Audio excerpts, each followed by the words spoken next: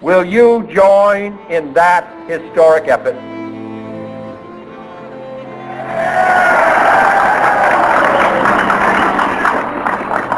In the long history of the world, only a few generations have been granted the role of defending freedom in its hour of maximum danger.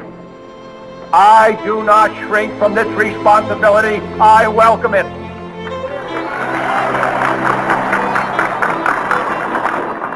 I do not believe that any of us would exchange places with any other people or any other generation.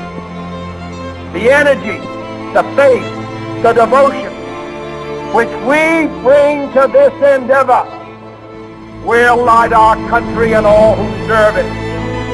And the glow from that fire can truly light the world. And so, my fellow Americans, ask not what your country can do for you. Ask what you can do for your country. All right. Welcome back to another hour of Scotch Hour. I'm Noah. And I'm Jesse. All right, Jesse. Hey, welcome back for another fun week. This is week number 51. We've almost been on air for a whole year now. What do you think about that? Oh, man, there's one more ring on that tree. One more ring on a tree. Yes. Talk about that wood there. That's right, man. Currently it gets bigger with age. Welcome, ladies. Grows in girth. That's right. All those rings. That's right. Oh. Okay, so apparently I think we have a pretty good lineup here tonight. So the Scotch we're going to be trying this evening is the Glenmorangie 15. And for those of you who got to see our notes or our outline for tonight's show, I did make a mistake. I put Glenfiddich 15, but it's the Glenmorangie 15. And this is apparently a limited edition, so it should be pretty good. It's the Cadball Estate. Yeah, edition number 2. All right. Excited for that. And then after that, we're going to be doing our shout outs. There's a couple of birthdays to, at least for me to recognize. And then we got our restaurant here, which we went to the Longhorn Steakhouse, which I picked out thinking that it had like a Texas connection. But regardless, it doesn't. It's based out of Atlanta, Georgia. So I screwed that one up too. Hey, However, I did get one part right, and that is that JFK, which is going to be our topic tonight, is the assassination of JFK. Apparently, he did like having steaks and potato, according to some report that I found that was put out by the White House a long time ago. So, hey, man, who doesn't like steaks and potatoes? Kennedy's time was before they made up that term vegan, so everyone ate steak and potatoes. Exactly. So at least I got that part right on the dinner choice. All right, and then once again, our Smarter Challenge is going to be the assassination of JFK. I expect this to be possibly a very long, or at least a longer episode than normal. And so if we have to, we'll break it up into 2 parts. Please like, share, and subscribe our podcast. And if you want to become a member of our, become a patron member, if you go into our comments down below, you'll see a link to being a Podbean patron. And you can just click on that link and you can donate up to, I guess his minimum is $1. All the money you want, Elon Musk. All the money all the money you want. I want to stop world hunger. $6 billion. That's all I need. And we'll document it too. Yes. We'll document every sale. I will give you every receipt, starting with the Ferrari. People want to eat when they know Ferraris exist.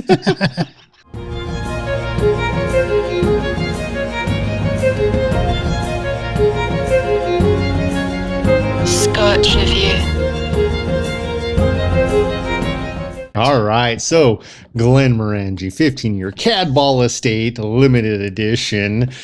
Whoop whoop. Yeah, pretty excited about this one. Supposed to be very creamy, hints of floral, as Glenmorangie is known for. Should be amazing. A couple other things, Glenmorangie has been crafting single malt scotches since 1843, so they've got a little bit of time behind them. Not as long as some distilleries, but definitely longer than others. They do a nice job with their packaging. I do think that is that blue.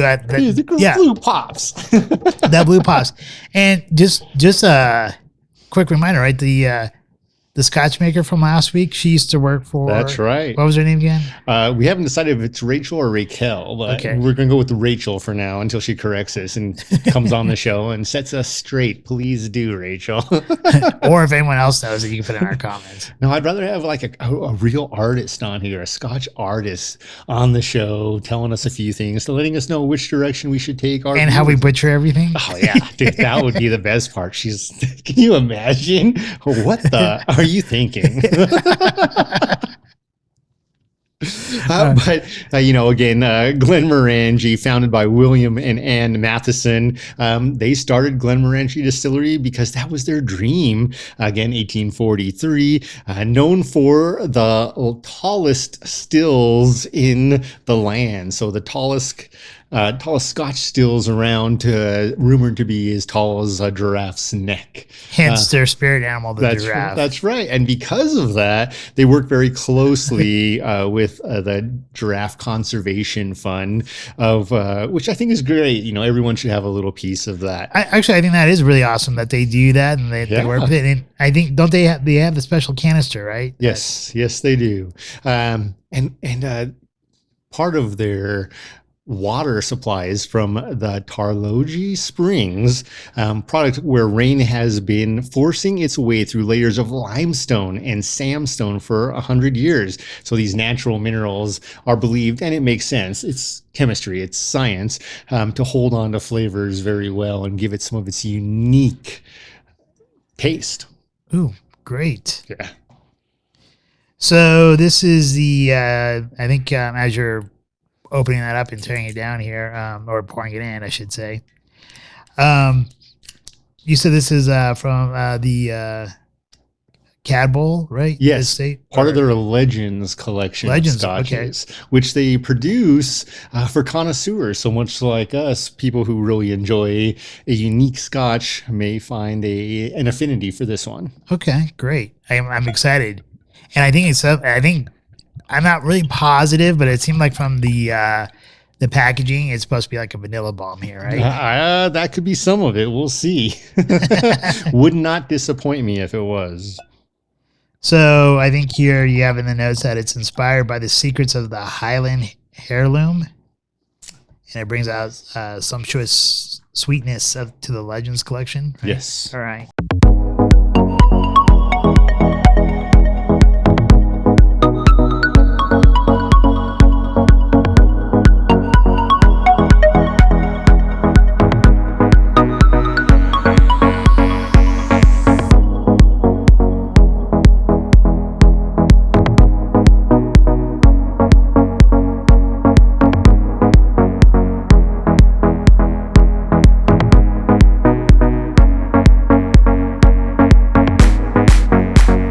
All right.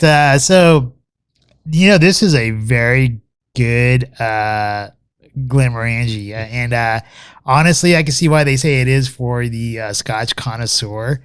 Oh my gosh, there is so much complexity going on in this Scotch. It has, it just seems every sip, it seems to unfold a new experience. Mm-hmm. And I would say that if you have a chance, because this is, you said a limited release, right? If you have a chance, definitely I would advise picking this bottle up, especially if you are a Scotch drinker. Approximately what price range is it? We got it for $89 at Total Wine. Okay, great. So that's $90 actually price point plus tax, Yeah, So, but that's pretty reasonable nowadays when you talk about inflation and everything else going on. What inflation? Biden said that's just going to go away. Yeah, right. Because did they say it was transient or something like that? No, because you forget about it when you get your free crack pipe and smoke crack.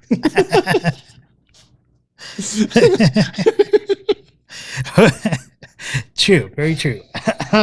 So if you would rather have a free crack pipe, you probably don't want to go with this Glenmorangie, but you want to remember this. But I think you do want to remember this Scotch. It has a lot of worthy qualities to it, and I definitely do think it's worth that price point that you mentioned right there. For me though, like when I was smelling it, one of the very first things that I picked up on the nose was, first I got the sweetness from it. And then the very second prominent thing I said it was there was a floral scent, and I was questioning my floral scent. I said, was it a rose? Kind of very questionably to you, and then apparently you did confirm that it was basically like a rose or floral. A rose of any other name would not be the same. Exactly.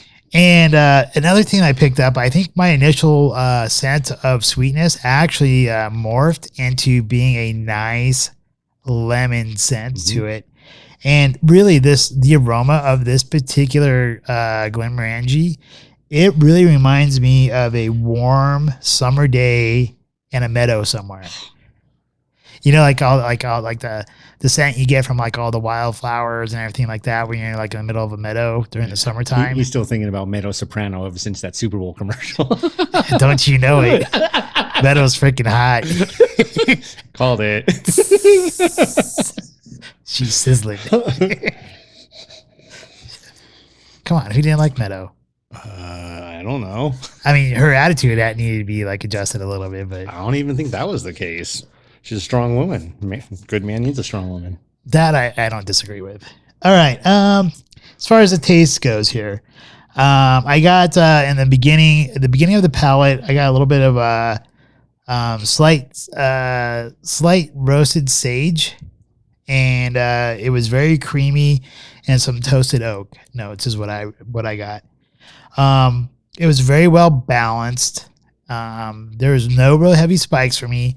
Near the end, or I guess I should say in the mid palate there, that's where I started picking up some more floral notes again, and that's where I got a little bit more sage in flavor, a little bit more toasted malts, a little bit, and then it, like at the very very tail end, at the very end, like after you done you drank the whole thing, you swallowed it, that lingering finish. It reminds me of like an essence of rose, and that's kind of like what I get from this. And honestly, I think as I mentioned, every sip that I've taken, it just seems to unlock a new mystery for me. And so I think I love the complexity of this. I love sipping it and getting something new each time I sip from it. Yeah. There are delicate scotches, and we've had a lot of great scotches. We're talking about scotches from Islay, the Isle of Skye, from the Lowlands, from Speyside, and there in general, Highlands. And then as a Highland single malt scotch at a 43% ABV, man, this is not delicate. This is delicious. And I think they do a really nice job producing this, crafting this. And I like the fact that that's how they consider it. They have crafted this honey gold scotch for a connoisseur. It's not your grandpappy scotch. No, man. It's and I love my Lagavulin and always will. And they're 99.9% of the time I want a scotch. If I have my choice, it's probably going to be a Lagavulin. However, those times I don't, there are treats like this that make it fun. And I love the fact that you said, a Summerfield, because I think that there's some truth to that. On the nose for me, definitely start with that sweet, a little bit of lemon, and it really finishes into, man, the oak on the nose. This sweet lemon that kind of goes dry to oak on the palate. He ain't lying. Full-bodied. As you mentioned, this is a complex scotch, very layered, if you will. And for the taste, for me, it goes from very full and rich right off the bat. It's got a good start. Like, you're doing a 40-yard dash versus a quarter-mile run. This has got a great 40-yard dash, but it's also got the longevity. So the palate goes, and I love the fact that one of the tasting notes is, man, it really does remind me of freshly baked biscuits right in the middle of the body. Hey, that's interesting you said that, because like when I like during our tasting area, like in our warp speed session here, I remember asking you like, is that toasted oak? Is that what I'm getting? Is that supposed to be that like that biscuit thing? And Maybe it is. I don't know. I really do think it is. That flavor, though, the multiple layers of that, it's kind of like a dessert treat where you start with the cake. And so you got the toasted biscuit, and then it goes into powdered sugar for me. It's this flavor of powdered sugar, followed by not as strong as last week's Benriach Original 10, but a little bit of honey. Now, not overpowering honey, but just a little bit of honey, and then it kind of finishes in, as did the aroma with that rose. Medium to long finish to me, lots of that malty barley in that medium to long finish. And one of the key notes here is that they do use barley from their Cadball estate solely to produce this Scotch. And I think that's probably why they give it its name, the Cadball estate Scotch. And it's 15 years for this case. Wonderful, layered, complex Scotch. I am super psyched about this Scotch. Yeah. I like it. If I had 4 thumbs, I'd give it 4 thumbs up. Put on your double vision glasses, ladies and gentlemen. 4 thumbs up. No, I do. I think it's a. I probably wouldn't waste it on a beginning Scotch drinker, but I think someone who's probably likes Scotch and has shown some kind of appreciation for Scotch, this is definitely a great one to share with them. Glenmorangie or Rachel, if either of you want to let us know who some of the master crafters were with this particular bottle, please do. And Rachel, I wouldn't be surprised. I'd actually be delighted to hear that you might have had something to do with this. That'd be awesome.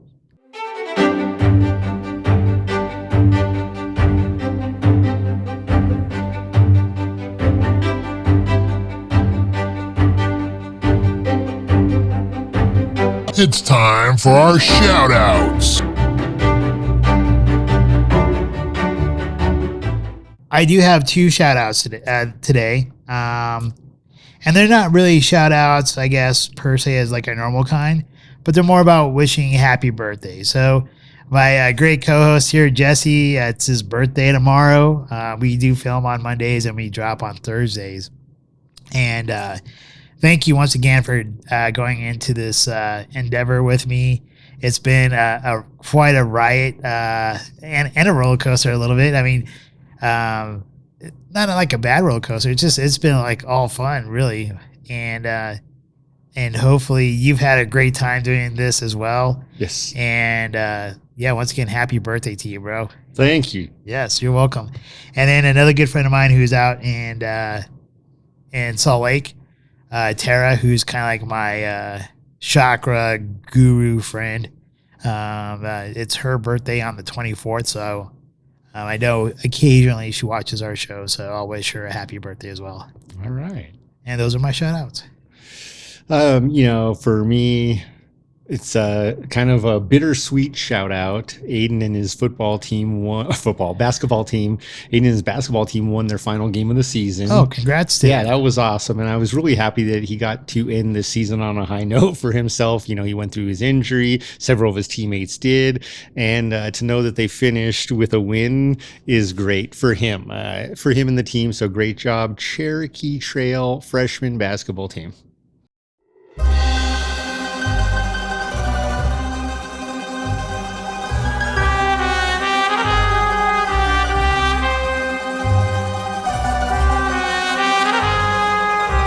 Restaurant Review. All right, so this week we went to the Lone Tree Steakhouse. Longhorn. Oh, Steakhouse. sorry. It is near Lone Tree. It is located near Lone Tree. It's actually in Centennial, but we did go to the Longhorn Steakhouse. The whole reason why I chose that, which is for the totally incorrect reasons apparently, but the reason why I picked the place is that I mentioned in the intro, I saw something that showed that JFK enjoyed steak and baked potatoes, so I figured it'd be good to go to a steakhouse. And since the assassination happened in Texas, I thought we'd go to a Texas steakhouse. And me just not really doing my research here, I naturally assumed Longhorn Steakhouse was out of Texas, thinking, the University of Texas Longhorns. And You know, they got, I think their mascot's called Bevy or something like that, or Bessie. I'm not sure what it is, but in any case, like they have like a lot of things that are related to like Longhorn steers or whatever, cows or whatever you call them. But in any case, Longhorn is out of Atlanta, Georgia, so that was a swing and a miss. But in any case, I do think dinner itself. I think this might be one of the restaurants here that could have been affected by COVID. Because I remember she got a 2% chance. Oh no, a 0.02% chance of dying. and what I mean by that is, like I had gone to a Longhorn Steakhouse before in Salt Lake City, and I remember them having like really nice menus and stuff like that. And this time they just gave us like basically a one sheet of paper that had print on front and back. And I remember them having a much better wine selection. But this time around, they had basically like 4 red wines and their Cabernet. Like, you know, if I'm going to enjoy a steak, usually I want a nice Cabernet or a Merlot. And their Cabernet was Woodbridge. Now, I say that Woodbridge is bad, but it's not what I'm looking for if I'm going to pay $20, $30 for a steak. I'm going to want something a little bit nicer. And their nicer ones were Pinot Noirs. And if I'm going to have a Pinot Noir, I'm not generally going to go after a steak with my Pinot Noir. So I think they lack a little bit there with their pairings and wine. So I was a little bit disappointed on that. This particular location, I thought their wait staff, although very friendly, they were really kind of slow. They just seemed like we had to wait for our drinks. We had to wait for them to take our order. We had to wait for them to give us our check. However, they did run our cards pretty quickly. Yeah.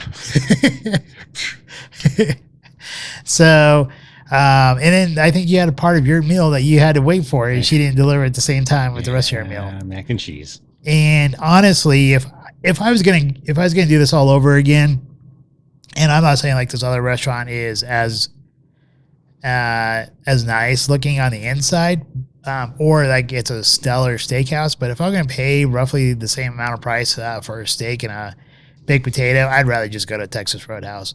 Personally, I think Texas Roadhouse has like the better buns with the honey butter, with the cinnamon honey butter, and usually their New York strips, which is what I usually order, comes out a little bit better. But that's just me personally. So overall, I mean, could you take a first date there? I think if they were how they were before COVID, I would say definitely it's a first date worthy, or you know, a second date, or even hanging out with friends. But currently, right now, with their wine selection and all that, I'd be hard pressed to want to take anybody there. All right, yeah, you know, the restaurant was pretty interesting, and you make some good points as far as wins or opportunities.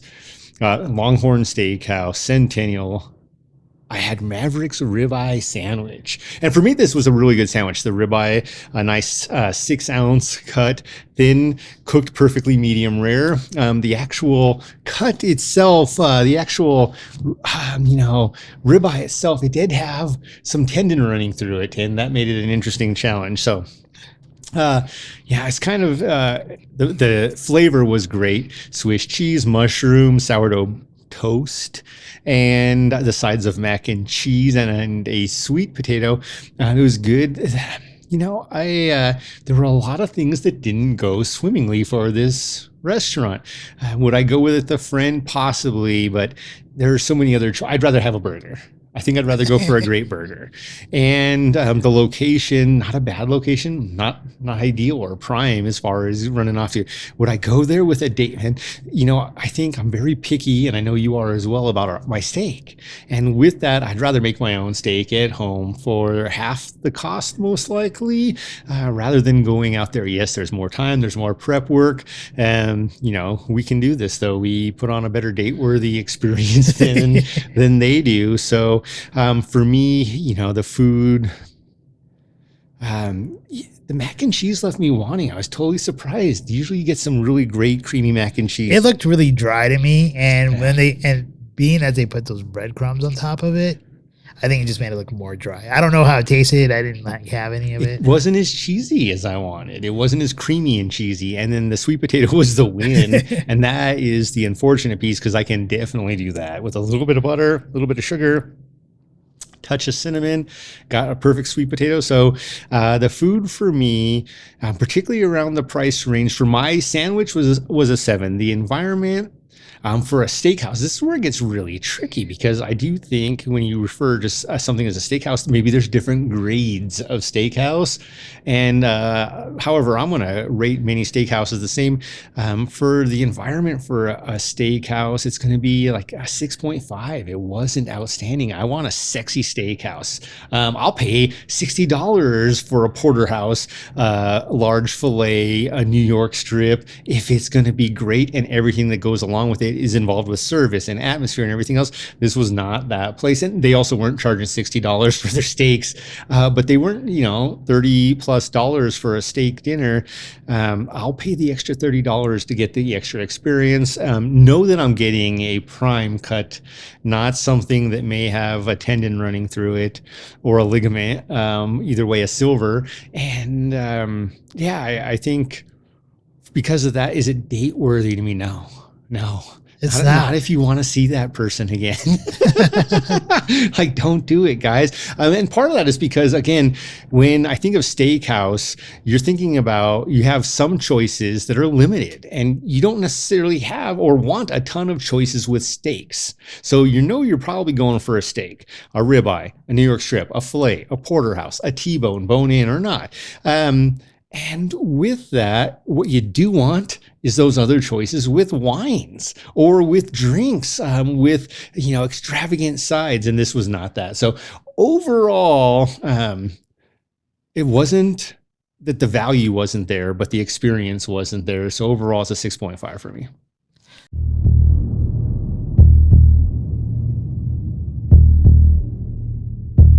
Smarter challenges.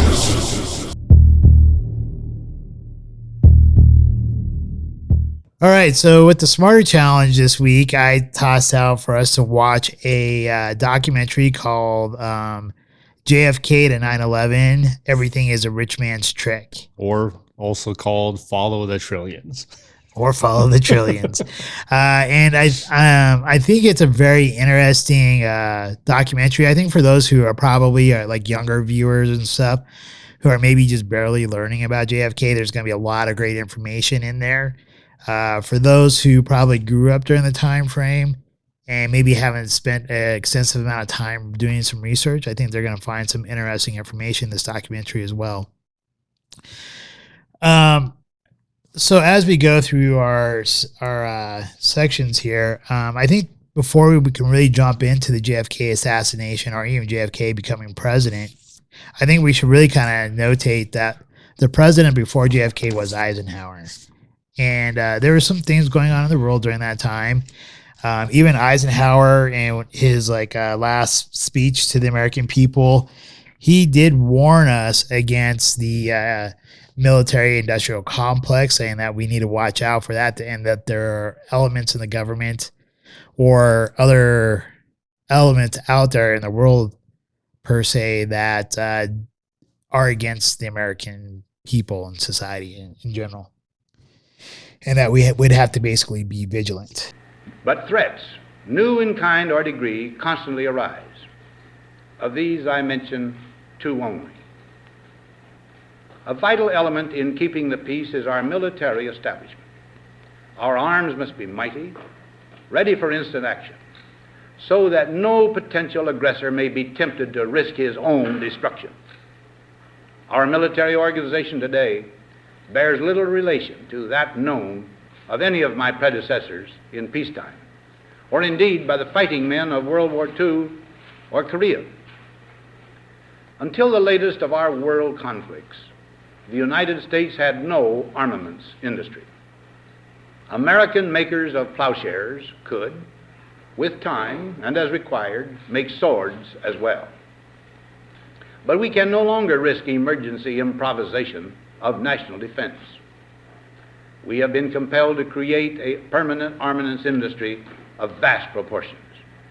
Added to this, 3.5 million men and women are directly engaged in the defense establishment. We annually spend on military security alone more than the net income of all United States corporations. Now, this conjunction of an immense military establishment and a large arms industry is new in the American experience. The total influence, economic, political, even spiritual, is felt in every city, every state house, every office of the federal government. We recognize the imperative need for this development, yet we must not fail to comprehend its grave implications. Our toil, resources, and livelihood are all involved. So is the very structure of our society. In the councils of government, we must guard against the acquisition of unwarranted influence, whether sought or unsought, by the military-industrial complex. The potential for the disastrous rise of misplaced power exists and will persist. We must never let the weight of this combination endanger our liberties or democratic processes. We should take nothing for granted. Only an alert and knowledgeable citizenry can compel the proper meshing of the huge industrial and military machinery of defense with our peaceful methods and goals, so that security and liberty may prosper together.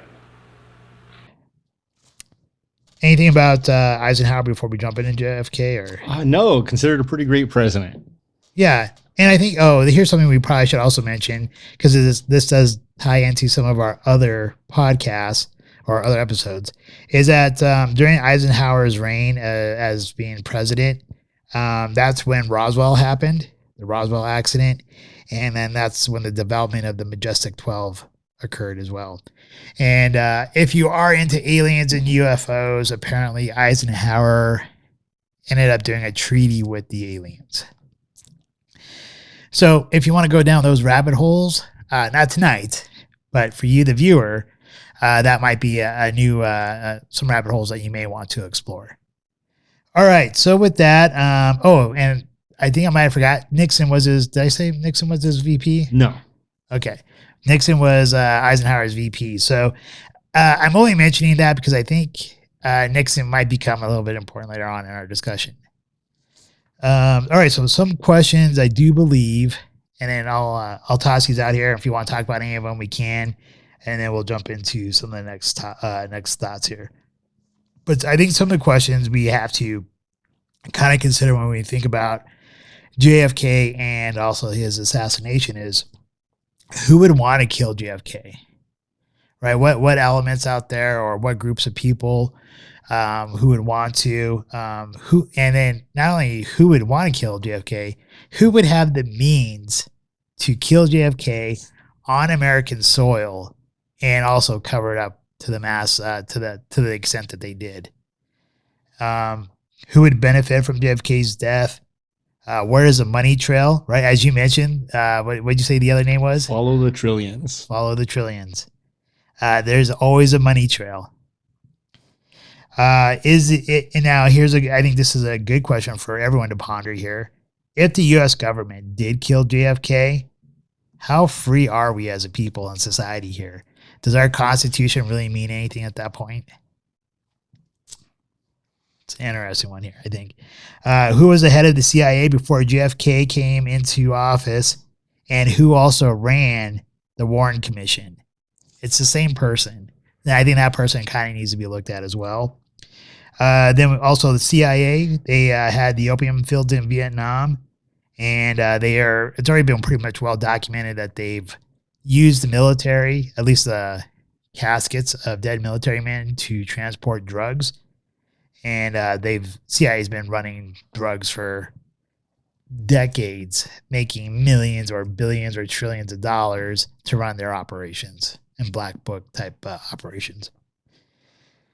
And is there any other possible questions you think we should kind of bring up before we start diving in? No, I say we start diving in, and with the premise of part of the reason I think that there was a good idea that turned bad was at any given point, there becomes a reason that need to know and a need to know basis is a reality. For example, if you send a bunch of people to war and they know all of the secrets of the United States and we're going against a foreign enemy and everyone knows America's plan, then any one of those people could be tortured to the point where they share those plans. So need to know becomes real.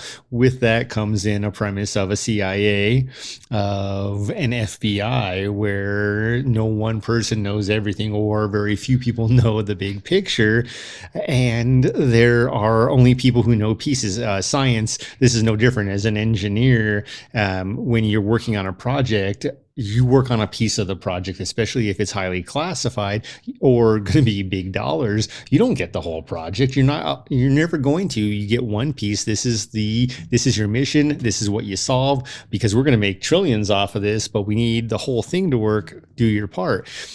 The problem comes in, people who often seek these positions are also the kind of people psychologically who love power and who want control. True, very true. And then with wanting power and control, that puts them in a position where when they're not getting what they want, they will go to extremes to get what they want. Even if that means, as the proverbial, don't be the dog that bites the hand that feeds you, they will do just that. Yep. Yeah, so I think that's a great point there, and these questions all kind of bring up some great things to ponder about when one starts to dive into looking into JFK, his presidency, and whether or not why they assassinated him. I mean, there's some other thing. There's some like theories out there. I've heard some crazy theories as of. There's a book out there that's written called Ancient Aliens and JFK and the Assassination of JFK or something like that. I heard about this book, oddly enough, on Coast to Coast with George Norrie. So now notice I've mentioned Coast to Coast IRS. I've mentioned Coast to Coast with George Norrie a couple of times, so now it's a tax write-off. Just joking. Send him a penny. Give him his penny. Give us a paper trail, please. All right. So no, in all seriousness though, but really, the book is what the author, what he was saying was that he believes that JFK was assassinated because of him wanting to join forces with Khrushchev, who was the leader of the Soviet Union at the time. And so he wanted to make peace with the Soviet Union and do a joint venture of going to the moon, and being able to reap the benefits of the leftover technology left there by aliens, which were the Anunnaki. So here, I mean, if you ever watch the Ancient Alien series, you know who the Anunnaki are. They come from the 10th planet, which is Nibiru or Nibiru or however you pronounce it. And then apparently the Anunnaki created humans through DNA splicing. But in any case, that's what his belief was. So I think that's kind of a weird theory there. I think some of the other things we probably should consider here as we look at JFK too are the different types of military and CIA operations. One of them being Operation Paperclip. Mm-hmm. Do you want to give any information on that? I mean, I know you must know a little bit, right? You can talk about Deflategate. Deflategate. Or Watergate. I want to take one step back. Okay. And really, when you're looking at your own questions here, 5.1 through, who would want to kill JFK? Who and why would invest and be able to cover it up? Who would have access? So different things are looked at there. In this 3.5 hour documentary that you all can watch, there are slow parts and there are other parts that are not so slow. And those are the parts where you actually get to connect dots. You may or may already know the information. I think this documentary, once you get past the dry hour, is pretty good. And the dry hour, though, is so full of information, it does help. With that, you have to connect some different dots. So we've gone through World War I. We've gone through World War II. There's a lot of people who made a lot of money during these wars. And now you have JFK, who is trying to end this series of battle, of war, of combat, of killing, of unnecessary death. He's trying to do what is very rare in this world. He's actually trying to do good for all. And I think that is a key point. Whereas, if ponder this for 1 minute. If everyone's a billionaire and there were only 1% of the population was a billionaire before, now everyone's a billionaire. Everyone can go get a tea time whenever they want. They can go get a dinner reservation at the world's best restaurants. Then where does that put the president of the United States even? Part of the reason it's so rare that a person would want all to flourish, where would that put the Queen of England or any of the other billionaires, the Zuckerbergs or the Gates? All of a sudden, they can't get reservations or tea times because they're already taken, and most likely they didn't plan 4 years ahead to go play golf when all of a sudden this all unfolds. So all this war is going on, all these corporations playing both sides. That's what war does. People, don't be naive. It's real. People are making money by selling things to the United States and selling things to the enemy. Our own people and our own country were selling guns and weapons and crafting them so that we could use them and our enemies could. Vietnam's a perfect example of that. Again, it's all out there. You guys know this, but Kennedy steps in, and now the difference is he's trying to do good for all. And all these other people who have flourished with war and combat, because there's a lot of easy ways to do that, now are very frustrated with that fact that they can't just go make money. And they don't want to be friends with Russia and go up to the moon and possibly go find some alien tech that benefits all, because that means they're not getting their tea times and their restaurant reservations, and they're no longer the 1%. So I think that's great that you brought that up there, because that's the whole reason why it was important to bring up Eisenhower to begin with and to warn us about the military industrial complex, because you're exactly right. We have these corporations that were playing both sides of the game, right? Of the game during the war. We have Ford, who supplied tanks to the Germans. Yeah, in Nazi Germans. We had our railroad barons who built the railroad tracks going into Auschwitz. We had Standard Oil, who basically gave the gasoline or the fuel that they needed to fuel the Luftwaffe. Yeah. This has been going on since really since the beginning of time, almost, if you will, because when you look at World War I, it was the Royals and it was the bankers, which, and in the show, if you haven't really been paying attention to what's going on in the world, that's the Rothschilds. What? Yeah. So the Rothschilds, they're the ones who control all the central banks. They even control the Federal Reserve. So here, they play both sides of the games, and to your point, right? And to the point of Eisenhower, if everybody becomes wealthy, and that's the reason why they don't like America or the Constitution or how we were originally designed, because it gave the working man the opportunity to gain wealth. They wouldn't have the opportunity to get their tea times or to have that elite status anymore, because then you have a bunch of the commoners being able to utilize all the stuff that they're utilizing. And if you start looking at a lot of their writings from like the Club of Rome or the Council on Foreign Relations, the World Economic Forum, they all refer to common people as being useless eaters. Yeah, and I think more importantly, to answer a point you were focused on a minute ago, why did this all start, right? The American Revolution, if nothing else, and it started well before that, but if the American Revolution, if nothing else, made America see very quickly how profitable war could be, especially the top 1% or 2%. And it also taught the intelligent, and this is the tragedy, the intelligent and the driven, who will do more than the non-intelligent or the non-driven, playing both sides pays even better than war. Right? So it just goes on from there. And you have, to your point, steel, you have commodities, you have basics, with all these people baking and making, starting with millions and then becoming billions and then becoming trillions. And we fast forward back to Kennedy, who's trying to change the playing field, because now the power has been put in the hands of the CIA and the FBI, and he doesn't have the control interestingly enough, that he also does want, but more importantly, he's realizing and facing the fact that they have control. They probably shouldn't, because he will get wind in his position of the wrong they do. Now, the CIA, headed by one of the major profiteers during the World Wars, was a Bush.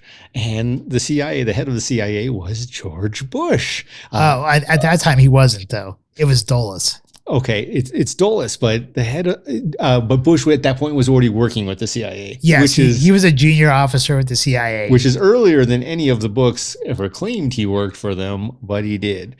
So there's both sides. But I believe Prescott was involved. There's lots of people involved, but at this point, if you have gone into positions of power and you believe the CIA is your god, who are you going to follow? You're going to do whatever the CIA tells you to. Yeah, I think the other thing to kind of note here is it's good to bring in the CIA, because when we start looking at the CIA, this is where the operations we have to become aware of, which is Operation Paperclip.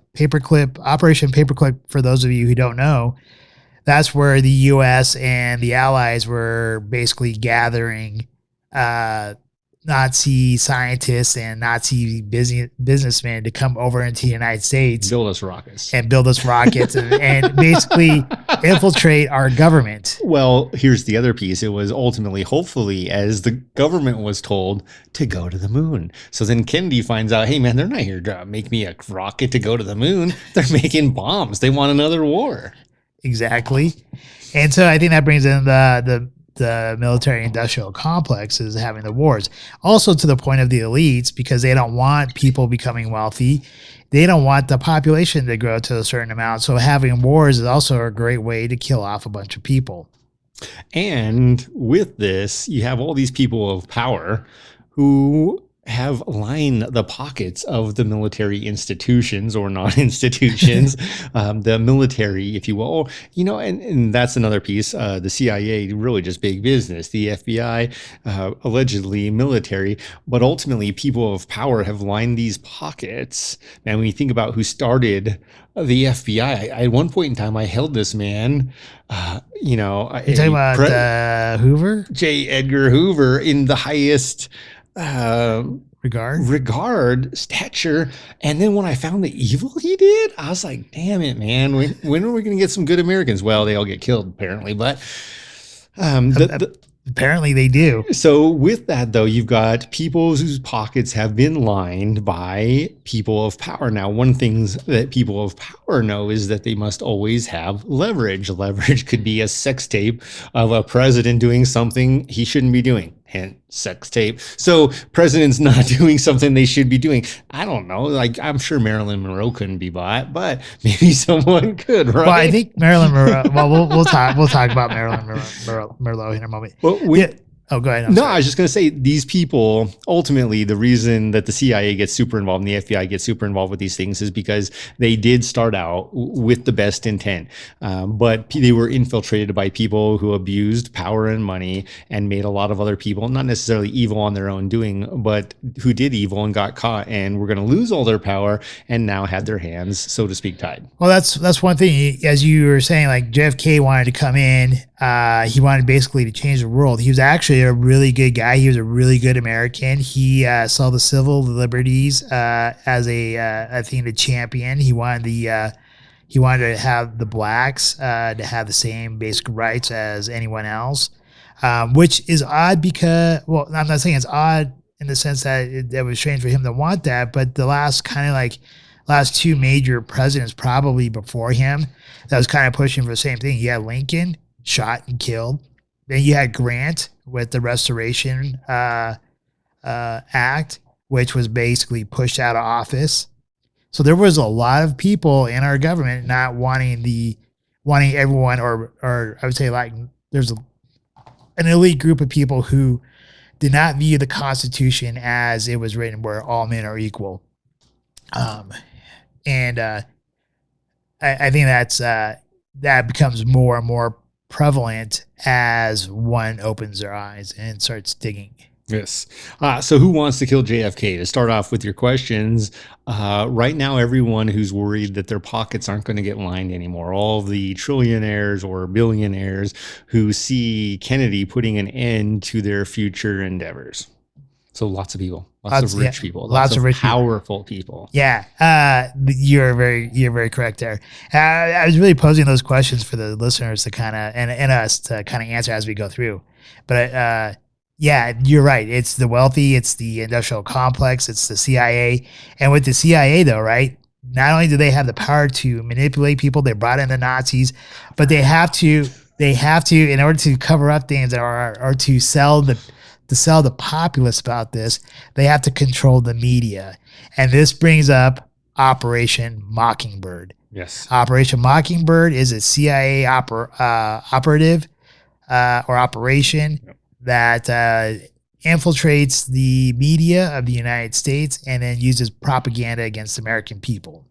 And again, we know this has happened because we talked about our enemies in previous wars doing it. England did it during the American Revolution, talking about how bad this was to the other English. We did it to half, depending on which side you were, during the Civil War. It was done in all countries during World War I and World War II. Vietnam, it didn't stop until someone was going to put a stop to it. But it is no surprise that a faction or a piece of the populace of the United States would do the same. And then we have exactly. And then we have the industrial complex people who are already, we already had the CIA and Vietnam. And then there's a bunch of military contracts set up for the war in Vietnam.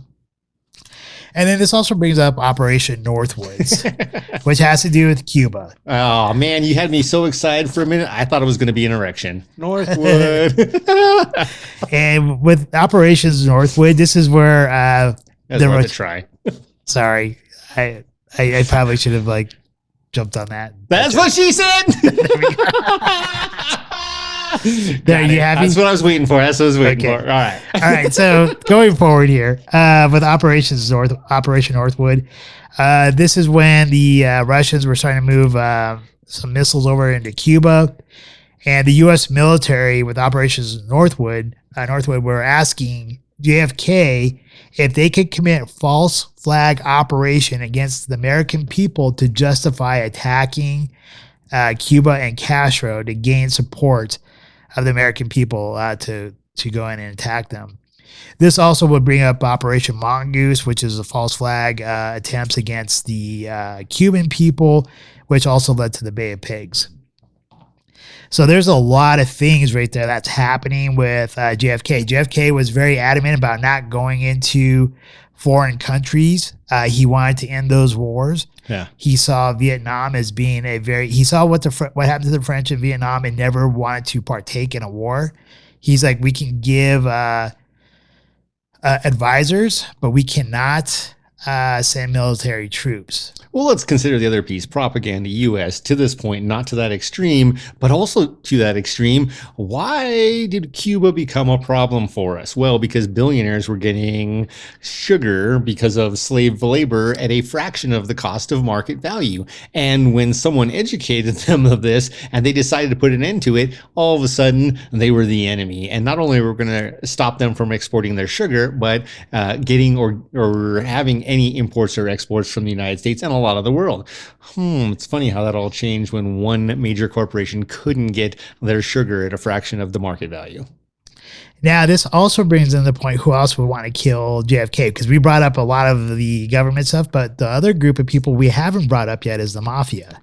So remember, Kennedy's dad was very big in the mafia himself, and he got himself in trouble with Sam, what's his name? I have it in here. Sam something or other. Sorry. Do you remember the... I don't, but the real point that I think you're trying to make is he got himself in some big trouble with a big mob player. Giancana. Carla? Canna, I think Giancana. Good. Now Anyways. he just got us killed. This guy's grandson. Yeah, whatever. Yeah, they're probably gonna murder us now. Any case, he's gonna come take my sugar. So apparently, like the Jewish mob or some kind of mob was going after Kennedy's dad. They had a hit out on him. So he went to Sam Giancana, I think that's how you pronounce it, and had him call off the hit, making false promises. And the deal was that he would call off the hit as long as he got JFK's ear when JFK was president.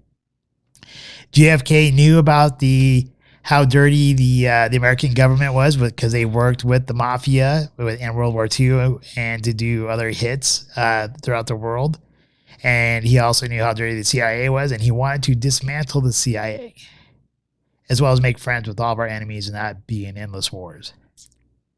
So he's pissed off a lot of people. Yeah, a lot of people who are in each other's pockets. Exactly. Because the CIA needs someone to run all those drugs, hence the mafia tie.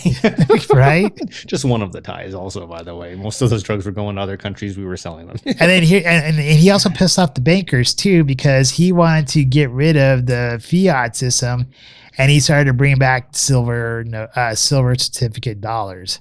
So if you go back and look at if you have dollar bills and stuff that have like the blue print on there, that's the silver certificates. That came back into play when JFK was president. I do have some. So they're cool. They're cool. Saying. Yeah, they're cool. They're pretty. They don't look like regular money. They look like alien so far, if I got the count right here, and we haven't even really dived super far into this yet, we got the mafia wants to kill JFK. The CIA wants to kill JFK. The FBI wants to kill JFK. Who runs his secret service. Interesting. Might be a conflict of interest. The military-industrial complex wants to kill JFK. And the existing elites want to kill JFK. There's a lot of people who want to kill JFK. At this point, he's done. Yeah. He's made enough enemies. Like everyone. The only people who weren't his enemy quite yet, and that is still in question, are some of the other foreign countries, Soviet Union, who he was trying to partner with. Well, talking about foreign countries, right? There we go. Here now we got JFK who wants to become friends with people who are going to be the new leaders of their countries, who were people that the CIA and the industrial complex the military industrial complex did not want to be in power. And what did they go do? They go and kill the people. After they got, after the word that JFK went out and said, yeah, you guys will have the support of the American people. And then the CIA goes in and kills these people, or gives them up to their enemies to be killed. There we go. Massive, you could just see this is like a perfect storm brewing in front of JFK. And if you notice, JFK, when he became president, he really surrounded himself with family members like Robert Kennedy and stuff like that. That's because Robert Kennedy was another individual, because they both grew up knowing their father was corrupt. They didn't like that, and they wanted America to be different than the America that their own father knew. They wanted America to be honest and truthful and available to everyone. And their own father had benefited from the damn mob.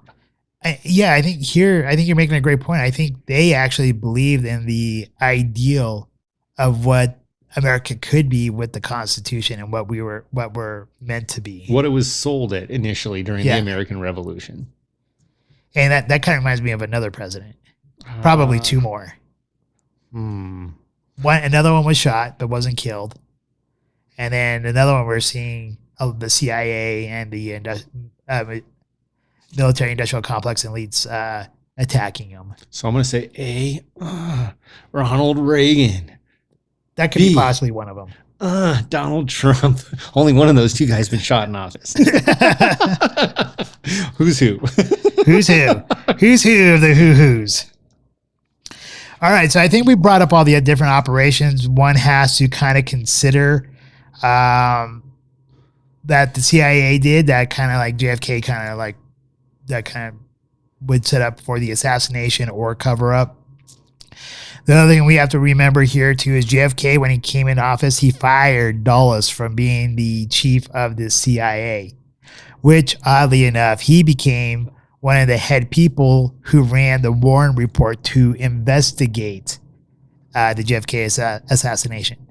So here you got to ask yourself this question, right? Yeah, how does the information get lost and hidden? If the CIA, right? If the CIA took part in killing JFK, and then they put one of their own as one of the lead investigators into the assassination of JFK, would we ever find out the truth? Literally, it was the ultimate conflict of interest.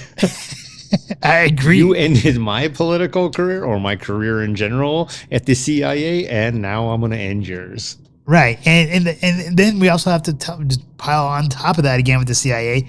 He wanted to dismantle the CIA totally and completely. Now, CIA, please don't come after us because we actually think you're cool. Just not good. And he was against, and JFK was also against secret societies like the Skull and Bones Now, out of Yale. This proposes an interesting question we must ask. If you were given the opportunity to become a member, and if you guys have got to have seen the movie Skulls, right? If not, it's a classic. It's great. It's lot of fun. It's kind of cheesy. Yeah, it's a cheesy 90s. It's definitely yeah, it's definitely cheesy, but it's fun. Put yourself in this young character's shoes. Paul Walker, right? I don't think it was Paul. Paul Walker is in there, but he's not the main character. He's the second.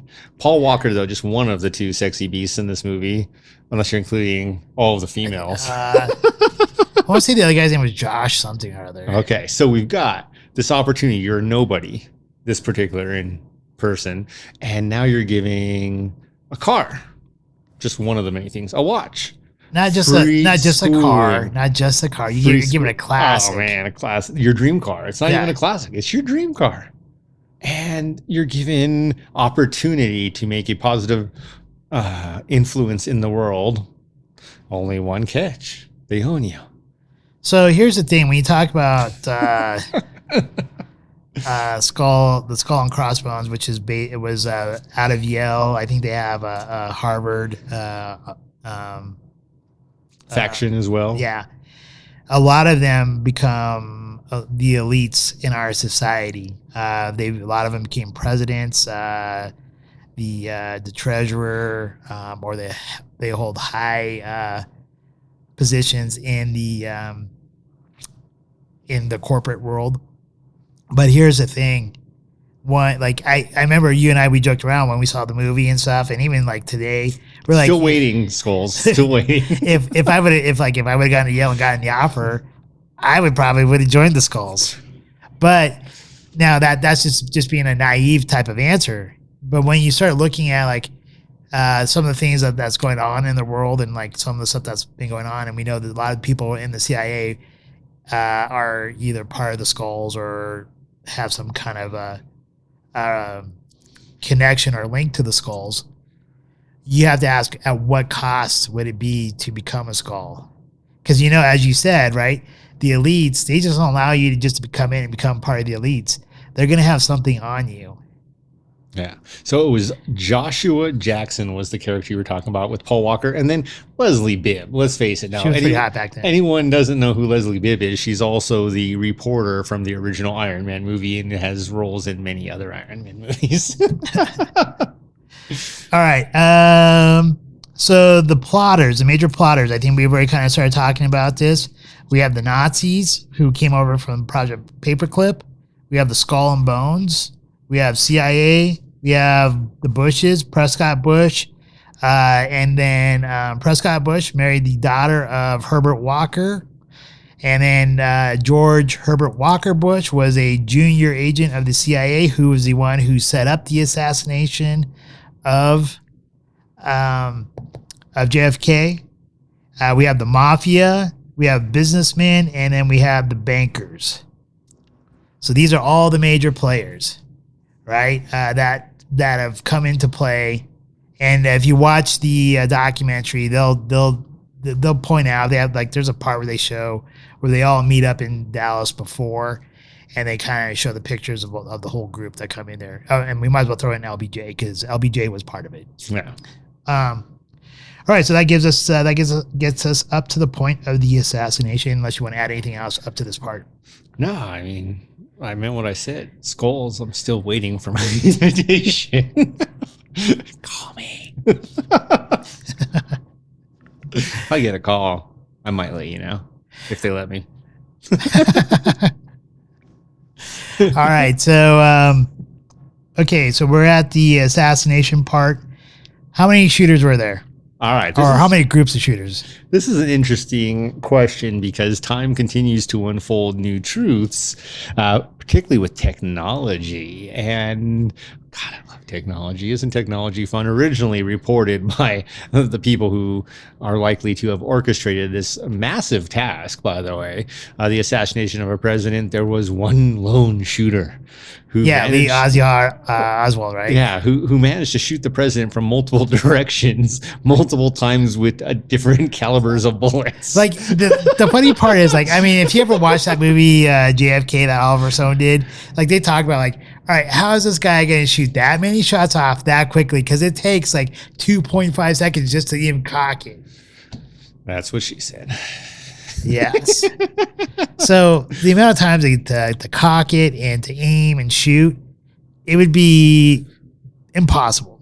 And then not only that, they also make another good point in the movie is why would he shoot through a tree that's going to be in full bloom instead of shooting down another road where he would have a clean shot and multiple clean shots? Yes. So the interesting perspective here is, and to talk briefly about the documentary, there were possibly 8 shooters. 8 shooters. Multiple groups. Now, what's really astounding is a lot of these shooters were some of the greatest shooters of their time as far as assassinations, and how many of them failed? Like, how many of them missed? How is it that bad? And you know, the umbrella man, just another example people put in place. Oh, first guy missed. Look, I need an umbrella right as the president's car is coming by. Wait a minute. The only thing you can think of the second the president's car is coming by is that you need to put your umbrella up. Like, in the middle of a sunny day, focused on the president already. I get blocking the sun with your umbrella, but in the middle, while he's walking by, that's your focus? No. Yeah. So we have the Warren Commission who's trying to sell us, which is led by Dulles, the former head of the CIA that was fired by JFK, who tries to sell us a bill of goods saying that there's only one shooter, which is Lee Harvey Oswald. We all know that that's a lie. I mean, it doesn't take a rocket scientist to figure this one out. Unless he was morphing and he's really the Flash and time traveling between multiple areas, in which case, why did they let them kill him? Exactly. Yeah, it didn't happen. So we could pretty much say the Warren Commission was a farce. It was basically more propaganda and to mislead. Then we have, in my notes here, I put JFK, the movie by Oliver Stone. He, which is based upon the Louisiana lawyer or DA that trials something Shaw, something Shaw, I forget what his name is. But in any case, during that trial, he says that there's 3 sets of shooters. And this particular documentary, which I think is probably does the best job that I've really seen trying to put together all the information and giving you like additional history leading up to it. They say there's 8 shooters. 4 sets. 4 sets. Yeah. And as you said, they put together the rock star group of assassins. You have the top assassin out of Cuba. You have a top marksman in the United States, which actually was a henchman of LBJ, which was, let's see here if I have the names. Pretty sure I do somewhere.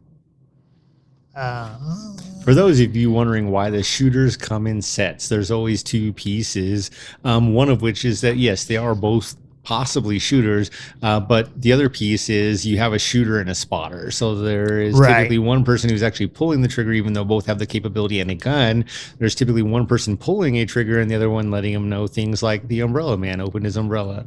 So the way the groupings were, it was basically 2 snipers and a radio guy.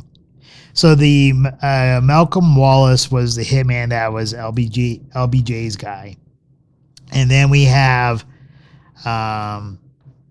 Phil Ariso, who is one of the radio guys, and he was teamed up with Ronaldo Resfair and Ronaldo Otero, That was in I think the Deltex building that was right next to the book depository area. One of the groups had Woody Harrelson's dad in it, which was up on the grassy knoll. And he actually is the one who supposedly is the one who shot Kennedy in the neck. Literally right above the tie line. Which this brings up other kind of interesting questions, right, with the cover-up. It goes to Parkland Hospital. And Texas law says that if someone dies, they have to do an autopsy. The federal government comes in and says, screw you, we're taking over. And then they take the body. And the Warren Commission, because people now start randomly dying and are getting pressured, people now start changing their testimonies. Because you have multiple doctors saying it was a frontal wound. And then now they're like, we're not sure if it's a wound that came from the front or the back. Well, particularly the first person who saw him. And then also his number one Secret Service team member who was like, wait a minute. And you can see it if you watch the video clip clearly. He knows his position in his post, and he is told to stand down. Oh yeah, we got okay. So before protecting the president. Okay, yeah. Sorry, we got to rewind it. So now we rewinded. When JFK first gets to Dallas, this is what you're talking about. They land in Dallas, and the Secret Service was all getting lined up to go do their thing and to protect JFK. And at this point, it was his Secret Service guy. He went to go take his position in the rear of JFK's limousine, which would have protected him from a back or possible side shot. From 3 of the 4 shots that hit him. Yep. And, his name is Henry J. Rickba. So Henry J. Rickba, if you look at the footage at the airport, he goes to go onto the limousine, and then he's told to stand down by Emory Roberts. So right there, you already know, like if you're this guy, this Rickba guy, and you're told to stand down and JFK gets shot, you have to start wondering. Yeah. You were told to stand down and the president's now shot. You have to know that there's a conspiracy in the highest parts of the government.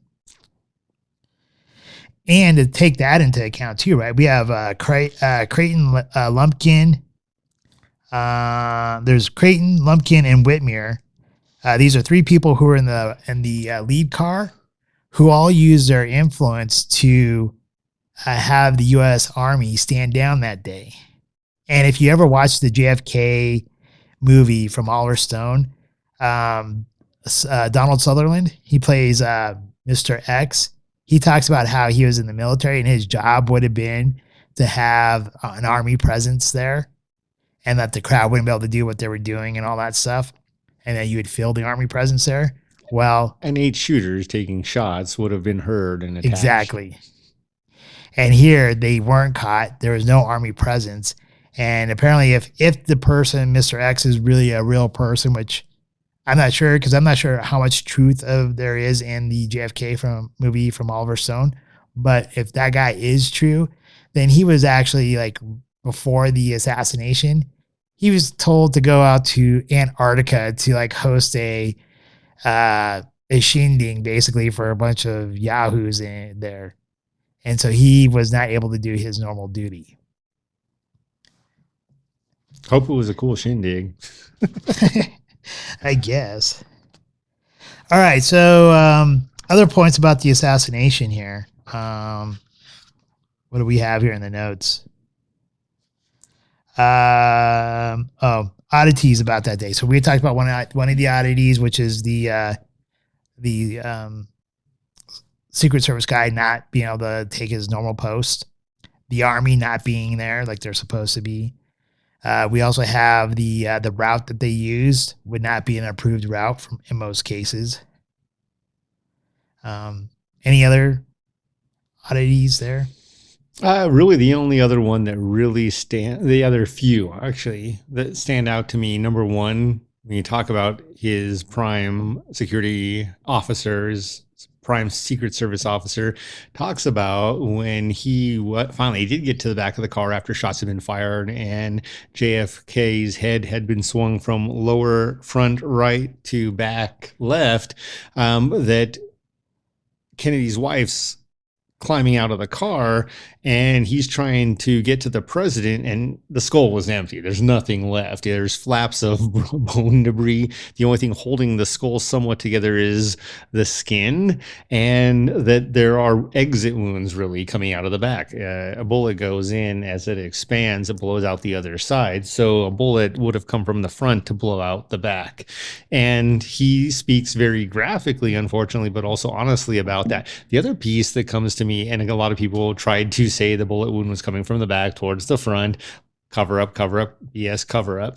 And the other piece that really stood out to me is that his wife was trying to get out of the car, panicked, scared, frenzied.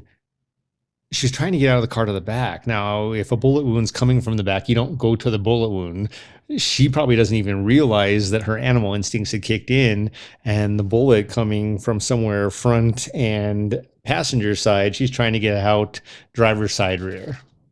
See, that's a good point here. So one of the points here, as you mentioned, if it was Lee Ozzy Oswald, he would have been shooting from the rear.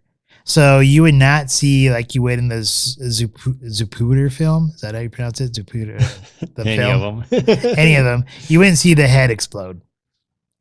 And when you see the head explode, you would have seen the face dismantle, not the back of the head. Exactly. So obviously, it was a frontal shot, not a rear shot, as you're mentioning there. Another thing to kind of point out here that as well is that there is multiple witnesses that have said that they saw multiple shooters in different windows and different parts of different buildings. Yeah, just on the video itself, you watch, and all of a sudden the girl's stopping and looking up in a building that also was not where Oswald was, apparently at post. Another thing that's really interesting, though, this is where it gets sad and interesting, is as video technology has changed and you really look at the time lapse qualities and the ability to pick it apart, you see, as was the case, not only was it convenient that this person who had this camera wasn't recording a long time frame of the Kennedy car coming by, but then it had been altered, and that the car basically came to a stop in front of a storage drain where people also have reported hearing a noise from. Yeah, so here, if we're going to look at that, right, you brought up a really great point here. If it did come from the grassy knoll, as a lot of people have suspected. Well, here, before you even talk about this, right, we have the top, one of the top assassins, which I think was Charles Nicoletti, who was supposed to take the first shot and fire into the back of the head of Kennedy. And missed. And then that bullet ricocheted and hit the concrete which ended up giving that guy that scar or whatever on his face. Which shot concrete chunks up towards the one witness. Police, and the police driver's face too. The police got shrapnel from it too. Yeah, so that's the first shot. Then the second shot came from another group, which I think was the Alariso group. But in any case, I think they missed as well. They tagged him in the back shoulder. Back shoulder blade. Okay, so that's two shots. Then there was another shot that missed him or didn't get him where he needed to, which I think that was neck. Yep. That was Woody Harrelson's dad. And that ultimately probably would have killed him. The only reason he stays slunched over but not fully over is because Kennedy had a bad back and was wearing a back brace. Correct. So there's two shots, but the whole goal was to get a back and a shot of the head. And at that point, the order was given that all the groups take a shot at him, and then they all basically miss. But they ended up getting like the governor, I think it was the governor in the front seat. Yep. And this is where like the supposed bullets are going everywhere.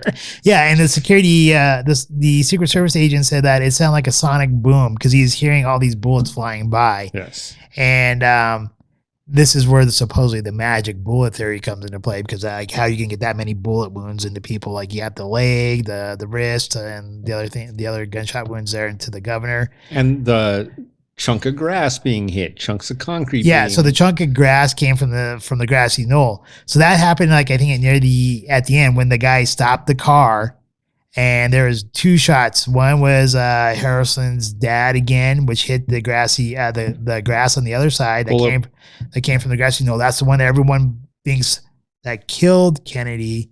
But apparently there was a guy who was in the storm drain underneath who shot and killed Kennedy. And that's the shot that got him in the head. And if you watch even the movie, the JFK movie, right, you see Kevin Costner's character saying, back and to the left, back and to the left. Well, if this was really true, like, and you do see it in the film, it does go back and to the left. But if it came from the grassy knoll, which is a higher elevation, you being more of a scientist than me, how should the head react if his head's already facing down? It would have just gone to the side. It wouldn't have gone back and to the left. It would have literally knocked over. Right, because it's coming down. Also, wouldn't have blown the back of his skull out like it did. It would have blown out the side. Right. So if you're coming down like this, it's not going to kick the head up. So you have to have a lower trajectory coming up. So, and then also in the film, right, they do show that a motorcycle cop stops his motorcycle. Literally stops his motorcycle. Gets off and doesn't even look at the top of the grassy knoll. He looks down at the storm drain. Yeah. Not only does he get off his motorcycle, he makes it look like he fell off. His motorcycle comes down and he's picking it up to deter everyone's attention from just meters away, 15 feet, in fact, from Kennedy's head where the bullet came from. And to your point, though, that Zapruder film, they clipped out a couple of frames. Not a couple, a significant amount. They made it look like the car never slowed or stopped. Meanwhile, you see everyone else slow and stop. Yeah, he catches up to the car in front of him. Now, if no one else slows and stops, but all of a sudden the car that was 100 meters ahead of him, the car that was supposed to be close to him the whole time, but all of a sudden it's in front of him again, and then they get going, something's been changed. Exactly. And then there's also, like, it causes like that shadow ghost thing that happens when you do stuff like that. Yeah, the shadow stays still, but the figures in the actual frames become blurry for the time of the video distortion. So to talk about the supposed guys who are in the storm drain, right? This is Curtis Crawford and he worked with the CIA. And not only did he work with the CIA, he also worked with Ruby in his strip joint. Jack Ruby, which is the guy who shot Oswald. And then the funny part here is Jack Ruby introduced him as this Curtis Crawford guy. He introduced him as Oswald, the Ozzy Oswald. Yeah, he did. Interesting. Too convenient.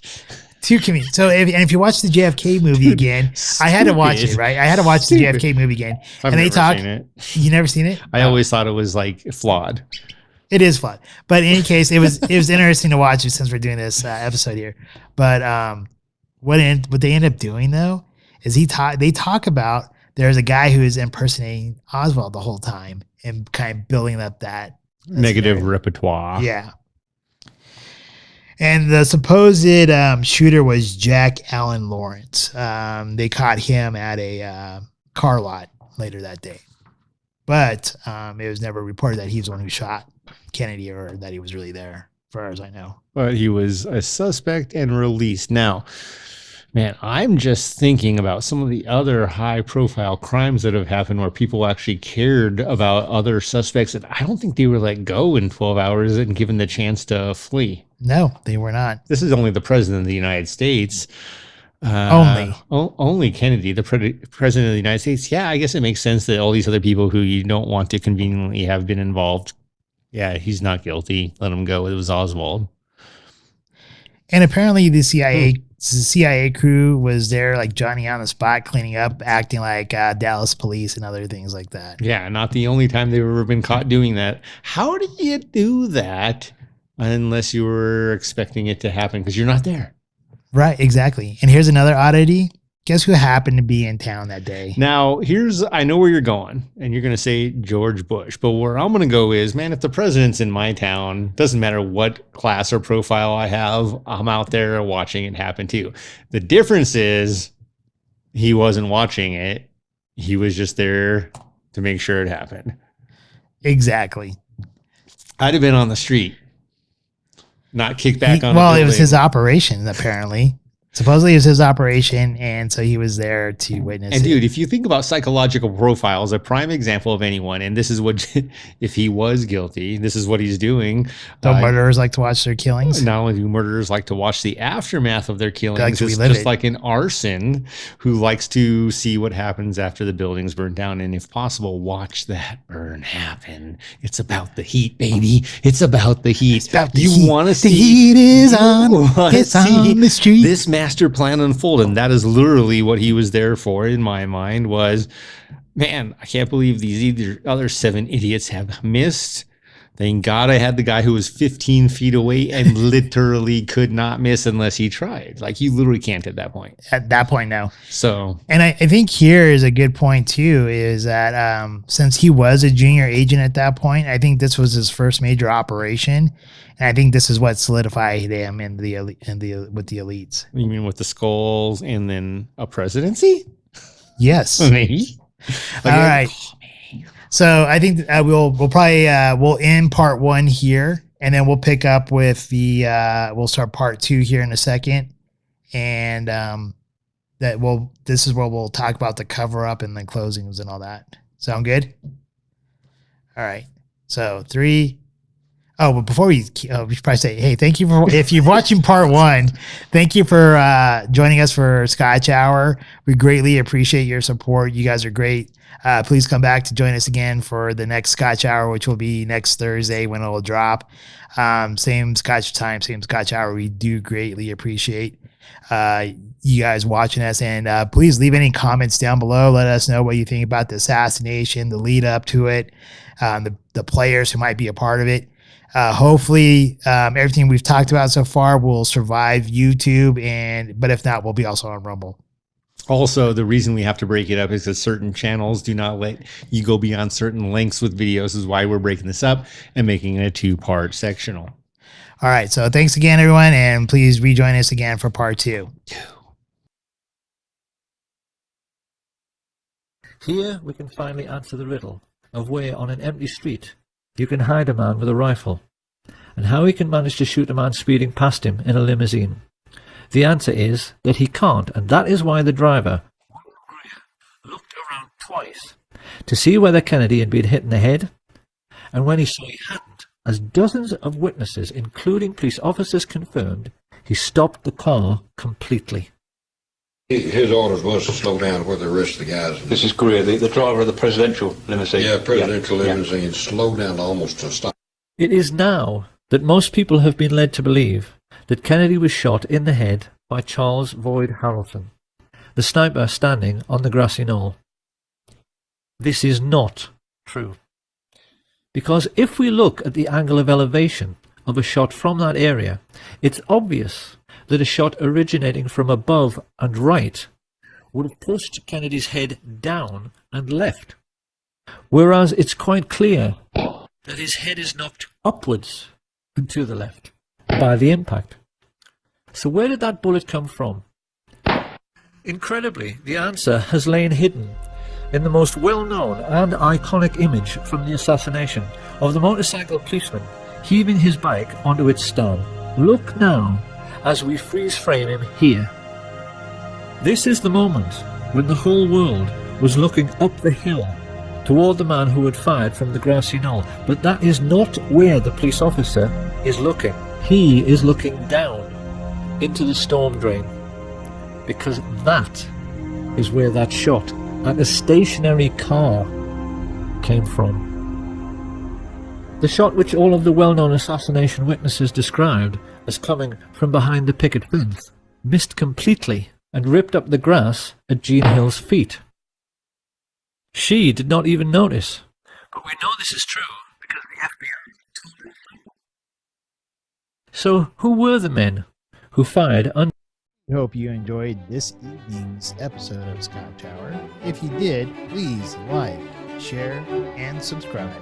Also, if you have not done so already, please become a Patron member, with memberships starting as low as $1 a month. Thank you, and hopefully you have a wonderful evening.